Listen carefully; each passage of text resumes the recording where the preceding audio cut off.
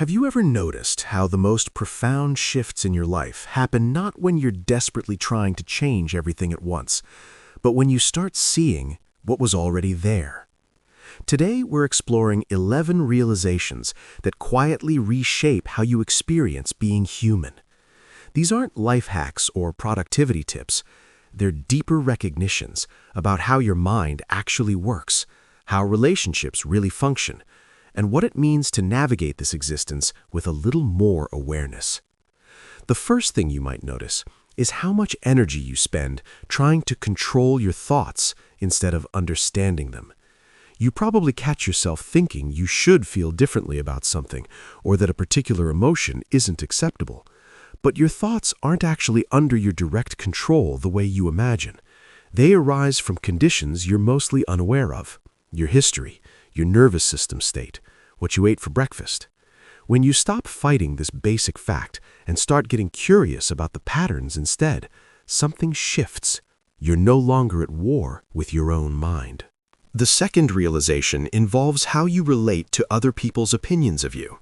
Most humans operate under the assumption that others think about them far more than they actually do. You might replay conversations, wondering what someone meant by a particular comment, or feel self-conscious about something you said 3 days ago. Meanwhile, that person has probably forgotten the interaction entirely. They're busy managing their own internal world, dealing with their own concerns and preoccupations. This isn't indifference, it's just how attention works. Understanding this can free you from a surprising amount of unnecessary mental suffering. Third, you'll start noticing how much of your emotional experience comes from the stories you tell about what's happening, not the events themselves. Something occurs, your mind immediately creates a narrative around it, and then you react to that story as if it's absolute truth. Someone doesn't text you back quickly, and suddenly you're convinced they're upset with you. Your boss seems distracted in a meeting, and you assume you're in trouble. But most of the time, these interpretations have more to do with your past experiences and current state of mind than with what's actually unfolding. The fourth insight changes how you understand your own resistance to things. When you don't want to do something, whether it's a difficult conversation, a challenging task, or facing an uncomfortable truth, your mind creates elaborate justifications for avoidance. But resistance itself is just information. It's telling you something about how you're relating to the situation, what fears might be present, or what needs aren't being met. Instead of immediately acting on the resistance or judging yourself for having it, you can get curious about what it's pointing toward. Number 5 might surprise you. The qualities you find most irritating in others are often things you haven't fully accepted about yourself. This doesn't mean you secretly possess every annoying trait you encounter. It means the emotional charge around certain behaviors usually indicates some unresolved relationship with that quality in your own experience. Someone's neediness might trigger you because you've learned to suppress your own needs. Another person's arrogance might bother you because you're uncomfortable with your own moments of pride or confidence. The sixth realization involves how you handle uncertainty. Humans have this fascinating tendency to prefer a clear bad outcome over an unclear situation, even when the unclear situation might resolve positively. Your mind constantly tries to fill in gaps, to know what's coming next, to have a plan. But some of life's most meaningful experiences emerge from spaces you couldn't have predicted or controlled. Learning to stay present with not knowing without immediately rushing to create false certainty is part of what it means to master being human. If you're finding value in these insights, consider liking this video and subscribing to Master Being Human. It helps us reach more people who are ready for this kind of deeper exploration. The seventh thing you might recognize is how much your mood affects your perception of reality. On difficult days, problems seem insurmountable. People appear more hostile, and your future looks uncertain. On good days, the same challenges feel manageable. Interactions seem more positive, and possibilities open up. The external circumstances haven't necessarily changed, but your capacity to navigate them has shifted. Understanding this can help you make fewer permanent decisions based on temporary emotional states.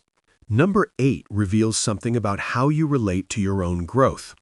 You probably expect change to happen in a linear way, with clear markers of progress and steady improvement over time. But human development is messier than that.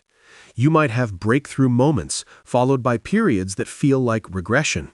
You'll circle back to old patterns you thought you'd resolved. This isn't failure, it's how integration actually works. Growth happens in spirals, not straight lines. The ninth insight involves your relationship with time. You likely notice how subjective your experience of time really is. When you're engaged in something meaningful, hours pass like minutes. When you're anxious or bored, minutes stretch like hours. But beyond this, you might start recognizing how much mental energy goes into time-related anxiety, worrying about being late, rushing to finish things, or feeling behind in some imaginary race.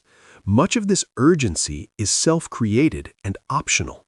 The 10th realization changes how you understand connection with others. Authentic intimacy doesn't come from sharing only your best qualities or most polished thoughts. It emerges when you can be present with someone without needing to fix, impress, or perform for them. This means being comfortable with silence, admitting when you don't know something, and letting conversations unfold without trying to control where they go. Real connection happens in the spaces between words, in the willingness to be genuinely seen. Finally, the 11th recognition ties everything together.